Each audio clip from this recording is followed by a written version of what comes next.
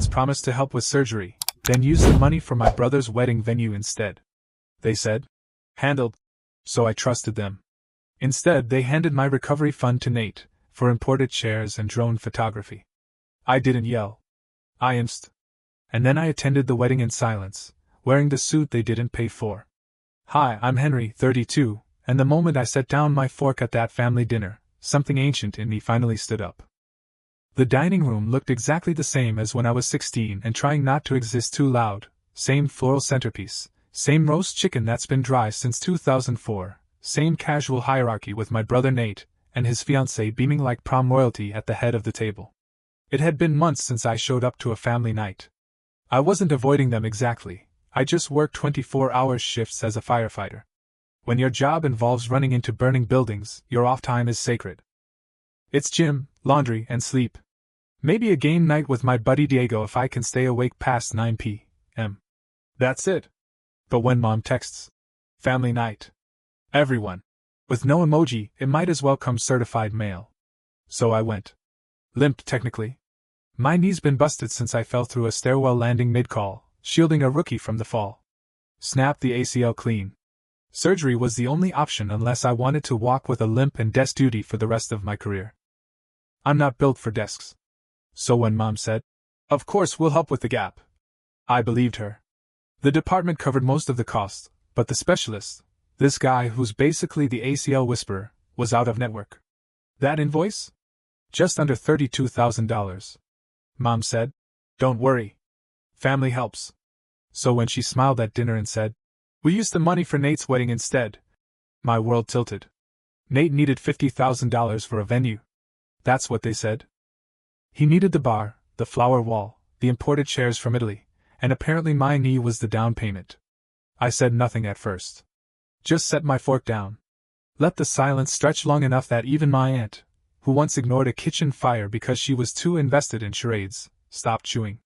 "So I guess you still don't know who needs this surgery," I said. My mother blinked. "What do you mean?" Dad looked confused. Nate looked bored. "I'm the one limping. I'm the one you promised to help. And instead, you gave the money to Nate. For a venue." Nate shrugged. "Bro, it's a once-in-a-lifetime thing." "Same," I said, tapping my knee. "This knee gets one shot to work like it used to." "But you said the department covered it." Mom tried.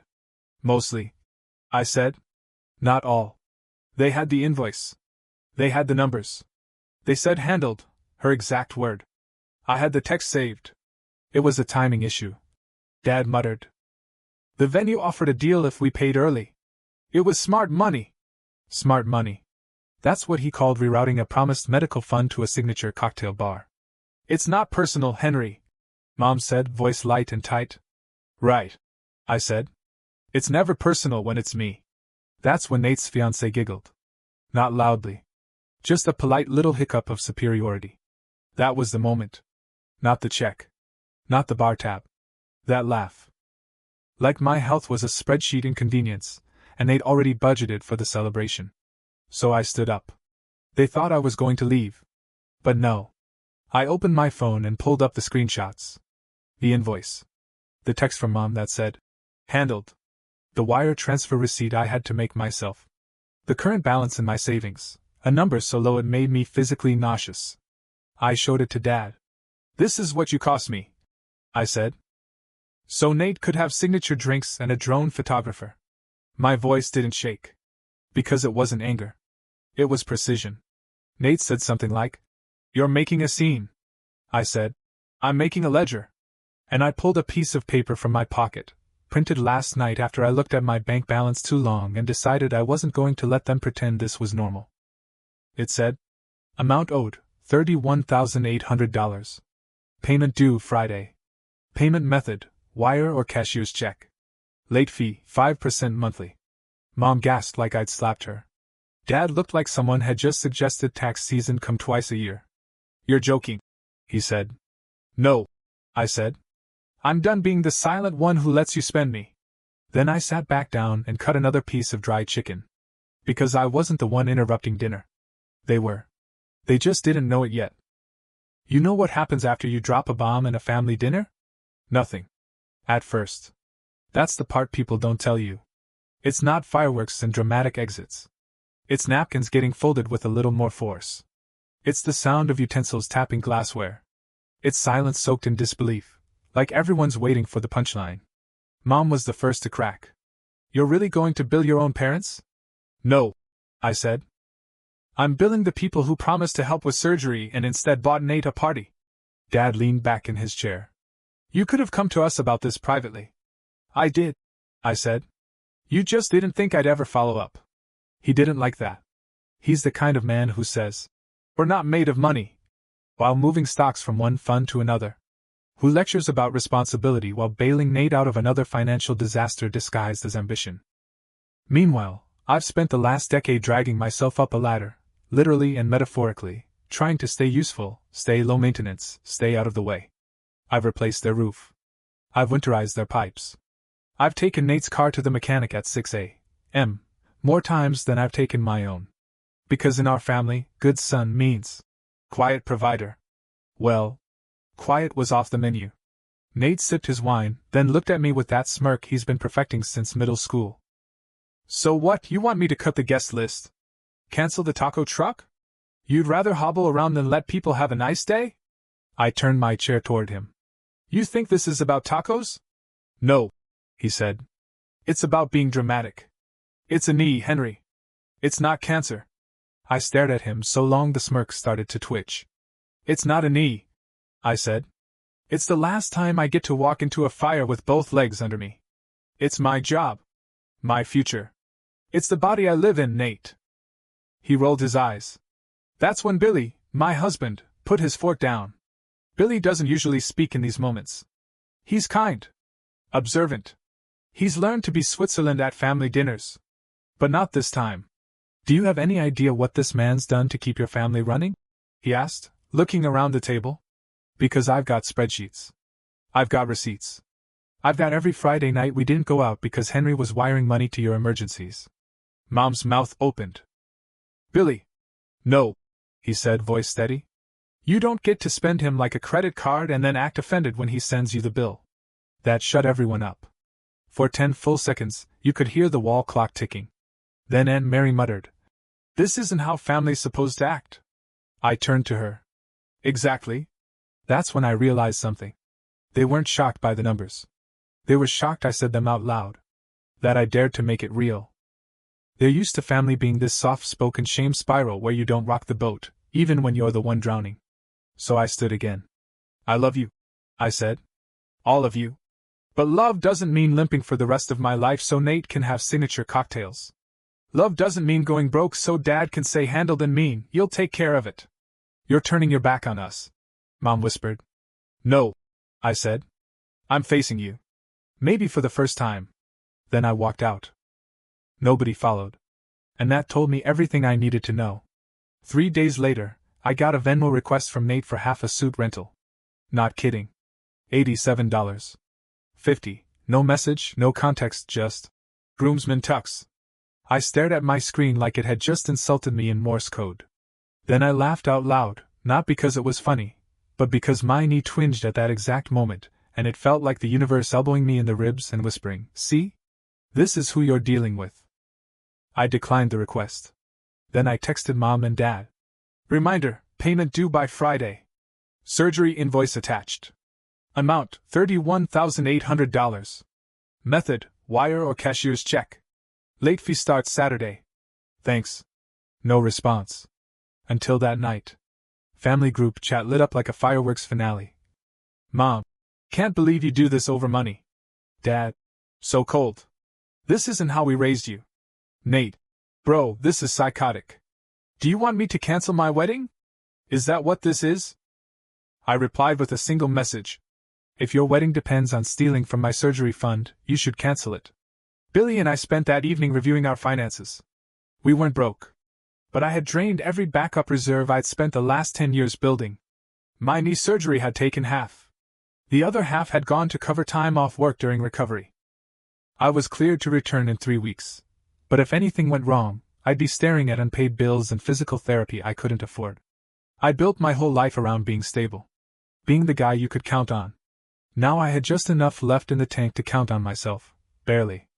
That week, Dad called twice. I didn't answer. Then Friday came. Nothing. No wire. No check. Just another group message from Mom with a photo of Nate and his fiancée at their cake tasting, captioned, "Finalizing sweet details. Can't wait to celebrate love." So I did what any rational, limping, disrespected man would do. I bought a brand new charcoal suit. Off the rack, paid for with my own card, tag still on. And I texted the group chat. "I'll be attending the wedding. Back row. Ceremony only. No speeches. No photos. No financial contributions. Invoice still outstanding. See you there." Typing dots appeared instantly. "Mom. Henry, please don't do this. Dad. Let's talk. Don't punish the whole family. Nate. You're seriously gonna sulk at my wedding like a wounded animal?" Me. Wounded, yes. Sulking, no. Just showing up with the same energy you gave my knee. And I left the chat. Then muted the thread. That was the moment everything snapped into place. I wasn't angry anymore. I wasn't even hurt. I was done. I had no intention of causing a scene at Nate's wedding. But I was going to be seen. And not in the way they wanted. In the way they earned. The wedding was at a vineyard just outside the city. One of those venues with Instagram trees and a gravel driveway that crunches like money. Billy offered to come with me, but I told him no. This part? I needed to walk alone. Literally. I parked in the furthest spot from the entrance, half out of spite, half because I didn't want to ask for valet help, and walked the quarter mile in my new charcoal suit, favoring my left knee just slightly. Not enough to be obvious. Just enough to remind myself, you earned every step of this. When I got to the welcome table, a coordinator handed me a program and gave me that tight-lipped smile people reserve for third cousins or exes of the bridal party. "Table number?" she asked. "Not sitting," I said. "Just attending the ceremony." She tilted her head like a curious Labrador. "Family?" "Depends who you ask." The ceremony was set on a bluff overlooking the vineyard. White chairs, string quartet, custom sign that said, "Forever starts today," in an elegant font someone probably overpaid for. I found a folding chair at the very back, away from the action. I didn't take pictures. I didn't mingle. I just sat there, hands on my knees, and watched. Nate walked out with the swagger of a man who believed he'd earned everything he was about to receive. Mom sobbed like it was opening night on Broadway. Dad looked vaguely uncomfortable in his tux, tugging at the collar like the air was too thick. Either of them looked back once. That told me everything. During the vows, I felt a tap on my shoulder. It was my cousin Jordan, dressed in a navy suit and carrying 2 flutes of champagne. "Is this a protest or a statement?" he whispered. I smiled. "It's a boundary." He nodded, handed me one of the flutes, and said, "Then I'm sitting with you." We toasted silently. No clinking. After the ceremony, I stood up and slipped the flute onto the grass. No reception. No dancing. No mingling. I walked back toward the parking lot, just in time to pass the family photo session. "Henry!" Mom called out. "Where are you going?" I paused. "I wasn't in the budget," I said. "So I'm not in the album." Nate turned. "Come on, man. Don't be petty." Petty is using a surgery fund for an open bar. His fiancée shifted uncomfortably. For a second, I thought maybe she'd say something reasonable. But she didn't. Mom reached for my arm. "Please don't ruin this day." "You already did," I said quietly. 3 months ago, when you told me I was always fine. "I'm not. I needed help. And you gave it to Nate because he throws a better party." Her eyes welled up. "But she didn't apologize. She never does. That would imply she was wrong." So I nodded, just once, and walked to my truck. Later that night, Billy met me at home with takeout and a bottle of cider. We sat on the couch, legs touching, and didn't talk for a long time. Then I said, "Do you think they'll ever pay me back?" Billy shrugged. "Do you care?" I thought about it. "No," I said. "I care that I stopped waiting." I opened my laptop, found the invoice PDF, and marked it past due. Then I renamed the file. Surgery_paid_by_Henry. PDF. And that felt better than any apology. The next Monday, I got a text from Dad. "Let's talk numbers." 3 words that felt more surreal than any of Nate's wedding hashtags. It had been over a week since the ceremony. No thank you card. No acknowledgement of my attendance. No mention of the conversation by the photo tent. But apparently, the sight of me sitting alone in the back row was louder than anything I could have shouted with a microphone. I replied, "Great, $31,800. Wire or cashier's check only. Due Friday. Late fee starts Saturday." 10 minutes later, a second text. "Your mother says we can do $5,000 now. Balance next month." I stared at the screen. Not because I was surprised, but because I felt it coming. The slow walk back. The negotiation. I replied, $5K now, and $26,800 by end of next month. After that, 5% late fee applies. No response. Just a little. Read. Receipt sitting there like a held breath. That night, I moved all our joint savings into a private account Billy and I had set up that weekend. I disabled Zelle, PayPal, and Venmo on everything. I made a note in our budget. Emergency fund, now truly for emergencies. Not weddings. Not favors. Not cake. Wednesday, $5,000 hit my account. Transfer description. G. No message. No apology. Just a single letter, like it hurt to say my name. Billy peeked over my shoulder as I screenshotted the deposit. "You're not gonna respond?" "I did," I said, by not saying anything. Thursday night, we got Indian takeout and watched a firefighter documentary that made me weirdly emotional, too close to the bone. I turned it off halfway through and went outside to breathe. I thought about the kid I pulled out of the smoke before my knee gave out. The way his hand gripped mine like a lifeline. That's the part people don't understand. When you break your body to save someone else, it doesn't make you a hero. It makes you responsible. And when the people you love use that same body to balance their budget? That's betrayal. Dressed up like celebration. Friday, still no message from Mom. Saturday morning, she finally called. "Are you really charging us interest? You're really asking that after spending my recovery money on rented up lighting?" I said we'd pay it back. I stayed quiet long enough for her to fill the silence. "We didn't think it was that serious," she said softer. "You always act like you've got it handled." "That's the problem," I said. "I do. And you still took from me." Long pause. "Your father thinks we should apologize." I didn't respond. "Would that help?" she asked. "No," I said. "But repayment would." Another pause. Then, "We'll send the rest." No fight. No guilt trip. Just resignation. That was scarier than any argument. Because it meant they knew. Knew I was serious. Knew I wasn't bending this time. 2 weeks later, $26,800 arrived in my account. Description blank. I renamed that transaction to boundary _held _paid _in _full. I called Billy into the kitchen. "Look," I said, holding out my phone. He read the number. "You good?" I nodded slowly. "I think I am." But I wasn't done. Not yet. It took me 2 more weeks to feel the weight settle. Not disappear, just shift. Like when you've been carrying something uneven too long, and your spine starts to remember what balance feels like. Mom texted the week after the wire cleared. "Can we get coffee? Just talk. No money. Just you and me." I agreed. Public place. 1 hour. I chose a little cafe 2 blocks from the station, nothing fancy, brick walls, strong espresso, no room for theatrics. She showed up 10 minutes early in her Sunday church blouse and the nervous smile of a woman who knows this might be the first time she's not in control of the narrative. She sat. I didn't offer a hug. "I've missed you," she said. I sipped my coffee.